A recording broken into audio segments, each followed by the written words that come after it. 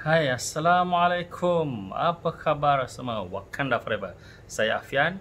Tuan-tuan bersama dengan saya untuk sesi penerangan tentang projek terbaru dalam siri e-learning bijak merancang wang ataupun hashtag e-seminar BMW.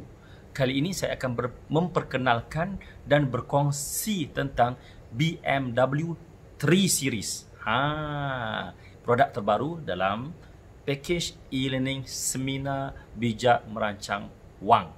Apakah itu BMW 3 Series? Ini dia. Jeng jeng jeng. BMW 3 Series ialah buku manual wang dan juga boleh sebut sebagai Blueprint for Money and Wealth. Baik, apakah itu buku manual wang?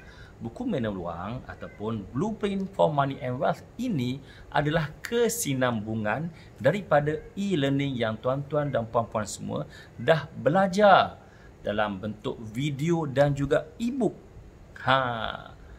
Tuan-tuan dah tonton video-video saya, ada 17 video dalam tu, dan dalam masa sama ada satu e-book bijak merancang wang, juga dibekalkan e-book PKP, Poket Kian Pokai, Poket Kena Penuh.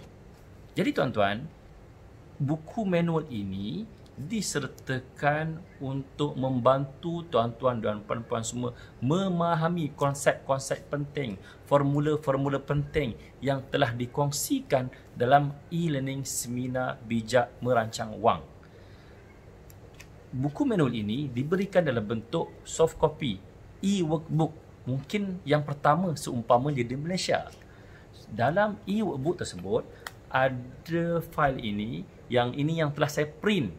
Lebih kurang ada 100 halaman, tebal ni. Ada 100 halaman yang tuan-tuan kena print. Penggunaan buku manual ini nak tak nak memang kena print. Kalau ia sekadar soft copy, agak sukar untuk kita mencatat. Dia tak seperti e-book. E-book untuk kita baca. Tak seperti video yang kita boleh tonton dan dengar. Jadi, dalam e-workbook ini, tuan-tuan kena print. Ini first page dia, ini halaman depan dia, cover page dia. Dan dalam ni terdapat beberapa halaman. Mulai daripada halaman yang kedua ini tentang privacy statement, tentang disclaimer, dan kemudian ada sedikit panduan ringkas penggunaan e-workbook ini. Nak tak nak tuan-tuan kena dapatkan juga e-book dan juga video ini supaya memudahkan tuan-tuan membuat aktiviti melalui workbook ini. Baik. Dalam workbook ini, ada halaman-halaman tentang penerangan cara penggunaan, sebaiknya dengan pasangan. Dan tuan-tuan, kita akan bermula dengan pertama sekali tuan-tuan letakkan maklumat tuan-tuan kat sini. Maklumat tuan-tuan mungkin boleh letak gambar kat sini, letak maklumat diri tuan-tuan, dan ada detail kita letakkan, tuan-tuan isikan cara detail maklumat kewangan tuan-tuan, akaun bank, tabung haji, ASB, saham, hartanah dan sebagainya. Sebab daripada sinilah tuan-tuan boleh tengok dalam satu dokumen, tuan-tuan boleh tengok summary, ringkasan tentang kekayaan dan juga kewangan kita. Baik. Dia akan bermula begin with the end of mind. Kita letakkan kat sini untuk tuan-tuan tuliskan matlamat, dan kemudian tuan-tuan ada halaman tentang ringkasan modul, tuan-tuan boleh baca dan catat kembali.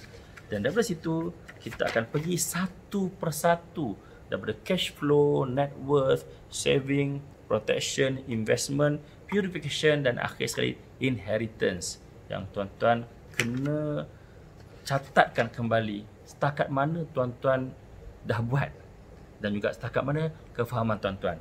Ada cash flow kat sini.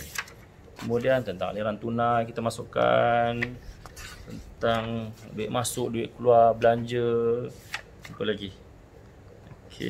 Kemudian tentang model belanjawan, kita akan compare tuan-tuan punya budget, expenses dengan model belanjawan infak yang tuan-tuan dah belajar. Kemudian kita masuk dekat net worth pun ada. Net worth, aset dan juga hutang. Kita senaraikan segala aset, segala hutang yang tuan-tuan ada kat sini. Kemudian kita buat summary, analisa, semua sekali kita masukkan kat sini. Kemudian dah habis cash flow dengan net worth, masuk dengan long term planning. Apa dia long term planning? Saving, protection dengan investment. Kita masukkan kefahaman tuan-tuan. Setakat mana tuan-tuan faham saving, protection dan juga investment, perbandingan macam mana? Kita detailkan, kita letak penyata untuk saving. Setakat mana tuan-tuan dah ada saving untuk emergency dan sebagainya.